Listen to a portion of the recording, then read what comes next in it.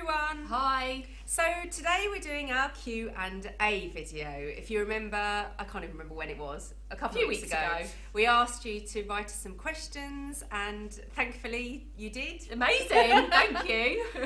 So we've actually got enough questions to do 2 videos on this, so rather than just do one massive long one where we answer everything, we've split them in half. So this is part 1. So what we're going to do is we've printed out all your questions from the comments. So we will read the questions and then we'll give you our answers as best we can. Okay. So the first question we have is from Forever Fragrant Kid. Hello. Hello. And she says, my question would be, how did you both get into fragrance, and also how did you get together and decide to make this channel? Thank you. Right. Thank you. There was actually quite a few similar questions. There was about half a dozen people asking about how we got into the business and met and things like that. So, should we start from Tell the me beginning? Tell me your story, Sarah. Well, you know my story because you've known me since I got into the fragrance business. Yeah. So basically, I trained as a dancer.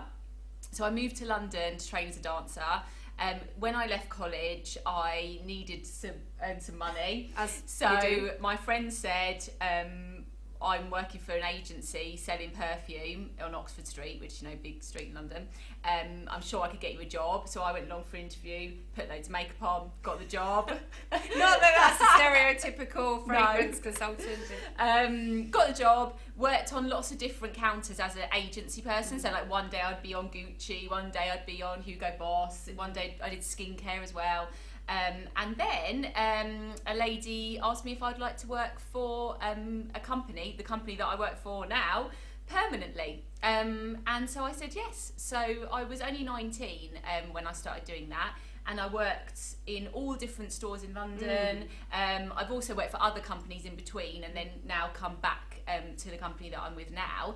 And it was actually in 2001, I think, that I first met Georgina. Yeah, it was because I joined this company, KGA, in 2000. And I joined in 2001. Yeah.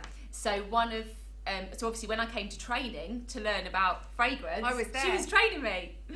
There is a great picture. Yes, we'll insert the picture now to show you somewhere here of us. It was actually a skincare, because we did skincare back then as well, on a training school where I think Georgina's demonstrating some kind of technique on. I look awful. But so that's how we met. But then how did you get to that? So I went to university. I didn't know what I wanted to do at all, but I loved reading. So I went to university and I studied English literature with still no idea what I wanted to do. And like you, I came back to London and thought, oh, need some money. So luckily, I mean, this is so different nowadays. I feel so sorry for students because when you came out of university in the 1990s, little clue on how old I am, you kind of walked into a management job. It was quite easy, So luckily I got into a graduate management training program in Selfridges, and one of the departments that I got put on as a new manager was the fragrance department, and I loved it. It was so cool. And but what I didn't love is I didn't particularly love the role of being a department manager at that time. What I really enjoyed was the morning meetings. Yeah. And I thought, how can I do this? Like, how can I do more morning meetings or more trainings, but in perfume? And so I thought, right, I need to be a trainer. But at the time, I couldn't get a job in a perfume company as a trainer. So I went to Gap, did 2 years of training people how to sell jeans and T-shirts. And then I came back, I got a job with KGA, the company we work for now, as a field trainer back then, like travelling the whole country, training everyone. And then I've stayed here ever since and kind of worked my way up. So it's been really, the industry's been really good to me. Yeah, and I think other people have asked like how you get into the industry. There was a few other questions, and I think we would definitely say is that it's not the kind of industry where you can go and do a degree and then get a job. No. Really, the best way is to work your way up from the bottom. You know, whether that be in marketing of fragrance or PR of fragrance or sales. If you get in there, and then it's a very small world, especially in this country. So everyone knows each other. Like, for example, we knew each other before, and so it's kind of getting to know people and looking for opportunities and definitely learning. And there is at the moment in the UK, the word apprenticeship is a real buzzword. There's lots of apprenticeship talk going on, because at the moment there isn't really any kind of standardised apprenticeship in the beauty industry, but we have been working on one. So soon there will be an apprenticeship that's for skincare, makeup and fragrance consultants to learn the trade really on the job. Legitimise it as a career. Yes. Yeah. I'm going to get on a soapbox now. No. I would really love to see young people choosing the beauty industry as a proper career choice. It is a great industry to work in, as Sarah said. But you kind of just need to go in and start like in an agency or something like that at the bottom and work your way up. Also, you could do something like the Fragrance Foundation exam online. Yes, so that's the Fragrance Foundation are international, really. I think. International. And they have an exam that you can do on the history of fragrance, the manufacture of fragrance, like sales. Yes, sales of fragrance. But it really is something that you would do once you're already in the industry, in order to build on your knowledge and kind of get yourself qualification. Yeah. So. Does that cover everything? Yeah, it does. And you did ask, why did we do this channel? Oh, yes. So really, as we said on our first video, we just wanted, we both feel really passionate about this industry and about fragrance, and we wanted to share that with you guys. Yeah, and we watch loads of YouTube. I honestly don't even watch TV, I just watch YouTube. And there was nothing really that this was a little gap that we felt that we could sneak into. There are people that we watch who are like just reviewing in their bedrooms, you know, they're consumers and they love fragrance. Hi, you guys. There's lots of men as well, isn't there? Yeah, lots there's not guys. enough women. Come on, girls, set yourself up a channel. We're doing it for the girls. Yes. Okay. Okay, right. Question number 2 was from, and how do we say this? Elives? Elives. I think it's Elives in colour. Is that right? Yeah. Anyway, you said, another good one, thanks ladies, how many fragrances do you each have at home? Ooh. Would you consider doing a home collection video? What do you do at work when you dislike a fragrance? How do you fake it? How did you meet each other? We've covered that. Gosh. I'm now trying to count the fragrances I have at home. I can't. I want to say about 10 to 15 on the go at any one time. That's quite a lot. I have a little tray with about 7 or 8 that I'm using, but then I do have a whole wardrobe of boxes full of stuff, a lot of it unopened actually, or stuff that I've used and then put away and swapped in and out. So quite a big stash. I don't think we'll do a home collection tour at any point, but you never know. No, maybe. Don't know. The other thing to say is that I don't always come to work wearing a perfume, because when we get here, we're often spraying stuff at work, especially if we're training something new, because we want to see how it smells on our skin without anything else clouding it. Yeah. So, but I wear a lot in the evening and the weekends. The weekends, definitely, yeah. The other part of that question was, what do you do when you dislike a fragrance? Do you have to fake it? So obviously, as our job, I think we spoke about it in the previous video, so we're trainers in the training department. So we have to train people how to sell it. We don't always like everything. Like, no quite one's often going to like everything. We don't like of the things. All I always say to people is, you just have to understand why someone else would like it. You need to see the positives in it and because there's something for everyone. Yeah, absolutely. So, you know, I don't particularly like kind of animalic scents. Right. I wouldn't ever choose to wear it myself, but I can understand that other people like that kind of skin-like pheromonal quality to a fragrance. So you don't have to rave about it. No, I often think as well is that when you start to train fragrances, you start to think about the story behind it, the inspiration of the perfumer or the brand, that why they put certain ingredients in, and often it is a personal story because it means something to them. And then even if you don't particularly like that ingredient in a scent normally, you can really start to appreciate it, and you kind of fall in love with the concept as much as anything. or the bottle. You know, there are lots of different things in fragrance as to reasons why people buy. And it could be that people just love the design and love the bottle. Or the brand even that it's from. It's like a work of art, isn't it? You know, you can appreciate it, but you might not want it in your house. Yeah. There you go. Okay, right. So, I've got one. 3. So, number 3 is from Arden Powers. Yes. Hello. Arden Powers. You always comment. You're very sweet. How do you both feel about unisex fragrances? I personally cross the lines very often as I wear what I like and really feel that fragrances should be a matter of choice, not necessarily gender oriented. Okay, I think we've talked about this a few times on our videos. We kind of think if you like it, wear it. Yeah, we don't care. Like, I definitely wear a lot of stuff that would be deemed unisex. So like colognes, things from brands like Serge Lutens and Annick Goutal. I just really think it's like fashion.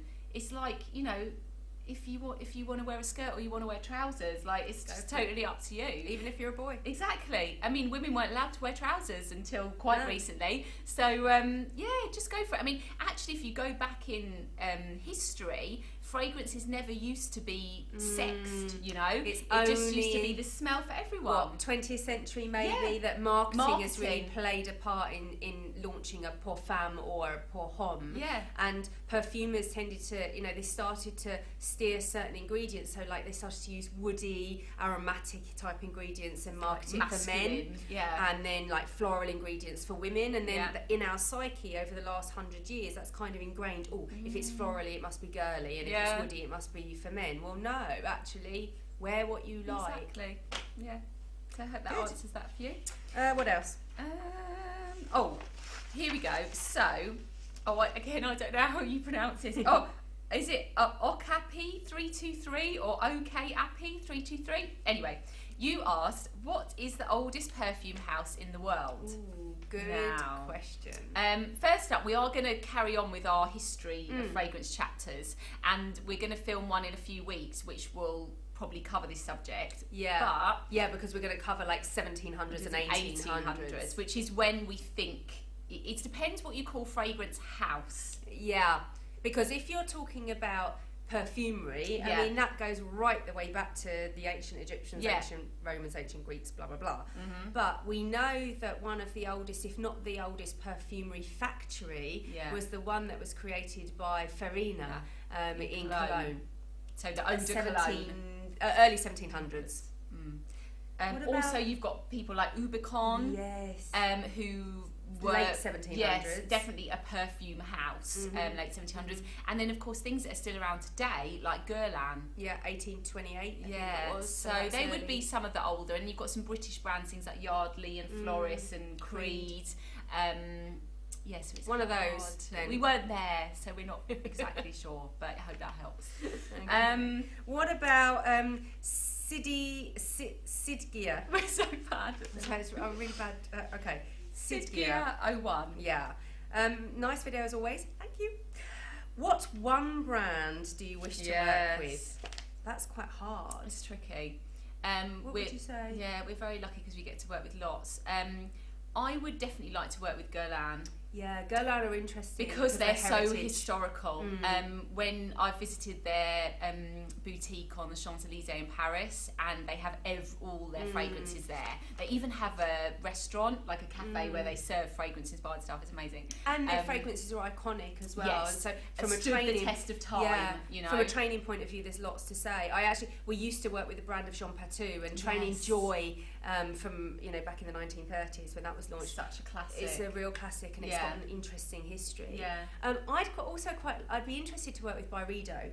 I find Byredo quite a fascinating brand. They started very, very niche, and now they're known much, much more. They've kind of really mushroomed and grown. But I quite like that sort of Swedish simplicity and minimalism. They don't do anything overcomplicated in their structure for their fragrances, and I also quite like that, again, that story. There's a lot of the fragrances are inspired by a feeling or a place or a memory. And I like Annick Goutal because of that same story behind all of her fragrances. So yeah, maybe then. Yeah. What else? Right. We have Audrey Uro. I hope we're pronouncing that correctly. You said, "Hi ladies, great video." Thank you. For the Q&A, I wanted to know your suggestions on woody scents for men, woody scents with a sweetness and warmth to them. I would appreciate your input. Okay, well, we had a little think about this, and it's tricky because, as we were just saying, woody scents are traditionally quite masculine and therefore not put with sweet things, but there are a few. So we thought about Femininity du Bois first up from Serge Lutens. Now, although that was marketed originally by Shiseido as a female fragrance, actually Serge Lutens now is for anyone. That's quite nice as well because it's cedarwood, honey, it's creamy and sweet. It's kind of medicinal in a way. Yes. Yeah, love it. The other one we thought as well, which might be good, and we have done a video on this, is L'Envol from Cartier. Because that's Gaiac wood, which is a very powerful woody scent, but mixed with honey again. So wood and honey is quite a good combo. Okay, love that. Okay, we have Michael Hewitt. I would like to know, have either of you been on national TV before, especially Sarah, as you seem very familiar? And if so, was it fragrance related? No. Randomly, I often get mistaken for famous people, or people think they recognise me, and I don't know, I must look like some She's got one of them famous people, but no, I haven't been on TV, but if you've got any jobs, maybe let me know. What about Tank Top 25? Yes. Question. So, can you recommend a citrus gourmand scent? For my collection? Well, we weren't sure whether you meant a fragrance that has citrus and gourmand, or a citrus fragrance and a gourmand fragrance. But it's hard to get a fragrance that has citrus and gourmand notes because they tend to be quite contradictory. You like, don't get citrus is quite sharp and gourmand's kind of sweet and round. But you do get like fizzy, you get like raspberry fizzy notes. What we talked about. We were thinking about Baiser Fou from Cartier, because that's kind of gourmand in the base and fizzy in the top. Yes. Or also like Kenzo. Yeah. The Lelixia. Flower by Kenzo. Oh yeah, Flower by Kenzo Lelixia. The red, it's in a tall red bottle, dark red, and it's got again raspberry and like a praline note, toffee kind of yummy smell to it. Yeah. So I think we'll leave it there for part 1. Stay tuned for part 2. We'll film it now, but we'll put it up in a few weeks' time. So we don't want you to. We've already been going on. Sit and listen to us for too long. Thank you again so much for all your questions. We were amazed at how many of you commented. And yeah, stay tuned for part 2.